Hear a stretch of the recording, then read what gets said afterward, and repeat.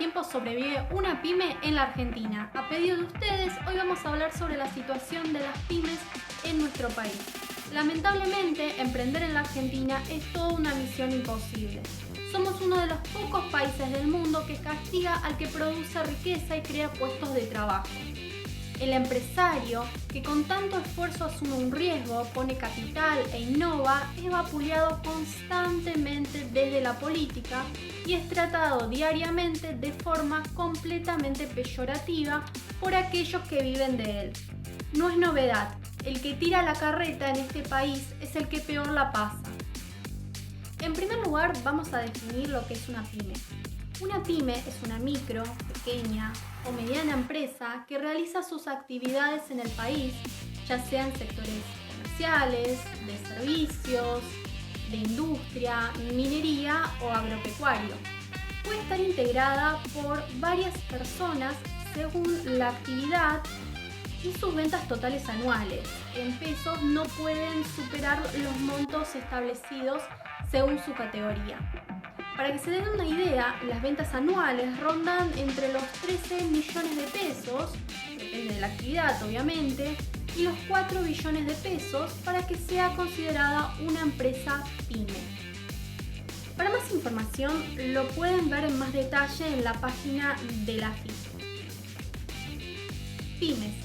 Las pymes en nuestro país son las que más empleo generan en la Argentina. Está entre el 70 y el 75% del empleo total.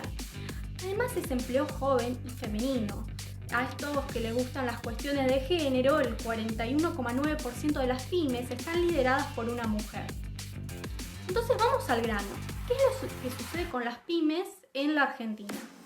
Según la Confederación Argentina de la Mediana Empresa, el año pasado, a raíz de las restricciones sanitarias llevadas adelante por el gobierno, cerraron alrededor de 41.200 pymes, quedando afectados más de 185.300 trabajadores. Los rubros con más cierre fueron indumentaria, calzado y decoración y textiles para el hogar. En el 2020, muchas de nuestras empresas debieron enfrentar una crisis de liquidez y solvencia. Luego de 9 meses en las que vieron sus actividades totalmente restringidas, bajo este contexto, muchos de nuestros políticos, tan nacionales y populares, en vez de ajustarse ellos y eliminar sus privilegios para alivianarle la situación de las pymes, decidieron no hacer nada y llevar a la quiebra a miles de emprendimientos, dejando así a decenas de personas en la calle.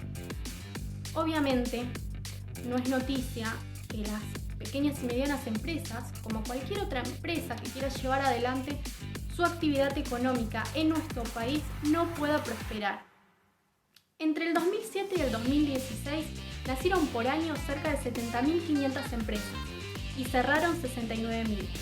Es decir, menos del 3% logran sobrevivir a fin de año. Y de ese 3%, el 20% no logra llegar a fin del segundo año. Solo 3 de cada 10 llegan a los 8 años. ¿Qué sucede en el resto de la región latinoamericana? El promedio de empresas nuevas que logran sobrevivir a fin de año es del 45%, mientras que en Europa asciende al 80%.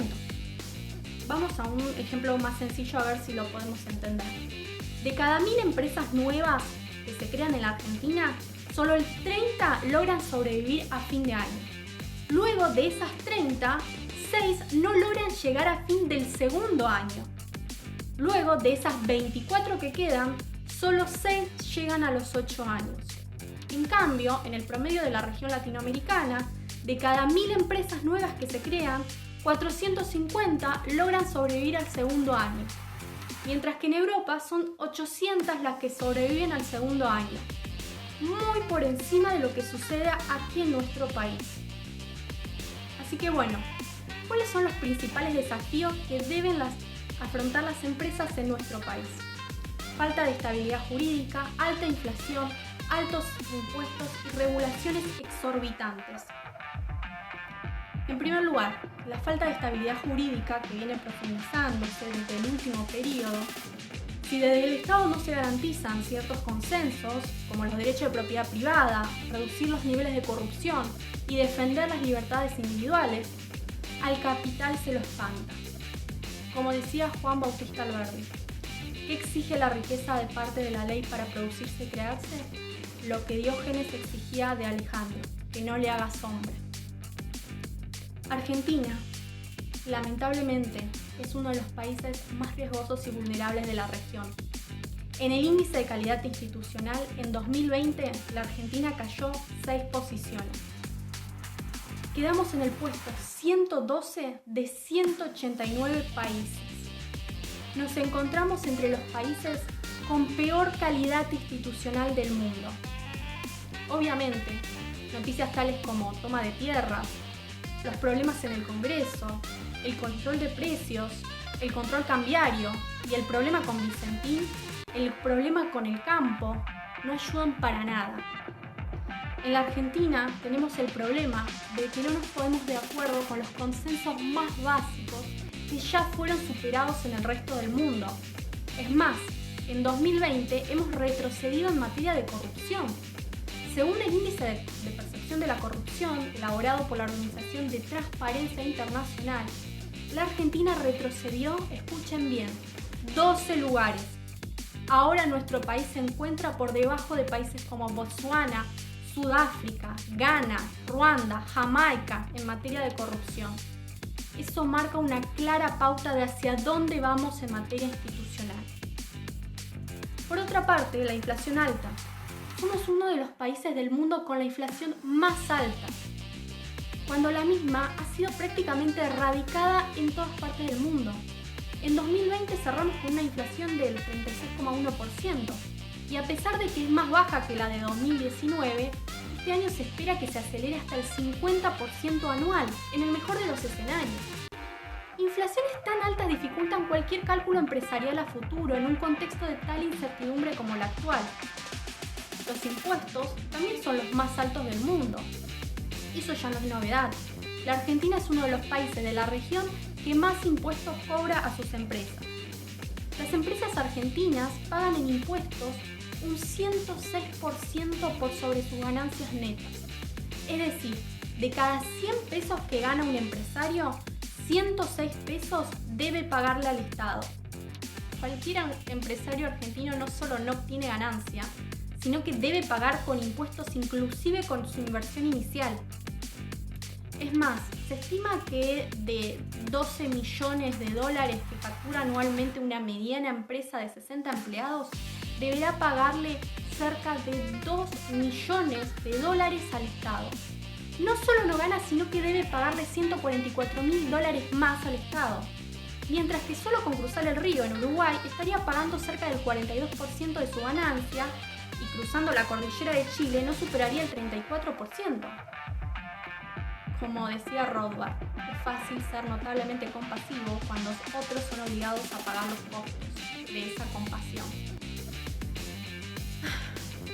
Además, otro dato a tener presente y que dificulta la actividad empresarial es que según el Banco Mundial, las empresas pierden alrededor de 312 horas al año en pagar impuestos, cuando en Chile asciende a 296 horas al año y en Estados Unidos solo 175 horas.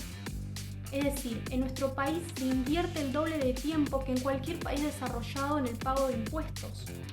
Los impuestos son altos y complicados. Tenemos alrededor de 165 impuestos totales y solo 11 de ellos se ocupan de recaudar el 90% de la recaudación total. Notablemente, ya los que logran iniciar cualquier negocio en nuestro país pueden considerarse un sobreviviente. Según el Banco Mundial, además, el tiempo para iniciar un negocio es de 12 días, cuando en Chile es de 4 días, en Uruguay de 7 y en Colombia de 10. En tanto, los procedimientos iniciales para registrar una empresa en números de procedimientos es de 12. Cuando en Chile es de 6, nosotros tenemos el doble, o en Uruguay de 5. Definitivamente nuestro sistema tributario es completamente corrosivo e insostenible. Como decía el economista austríaco Ludwig von Mises, el culto del Estado es el culto de la fuerza. No hay amenaza más peligrosa para la civilización que un gobierno incompetente, corruptos u hombres viles. Los peores males que la humanidad haya tenido que soportar fueron infligidos por los malos gobiernos. En este video hablamos de muchos datos, estadísticas, pero no son solo eso. Detrás de cada número hay una familia destrozada, personas desamparadas y sueños de toda una vida frustrados. ¿Quién se hace cargo de todo esto?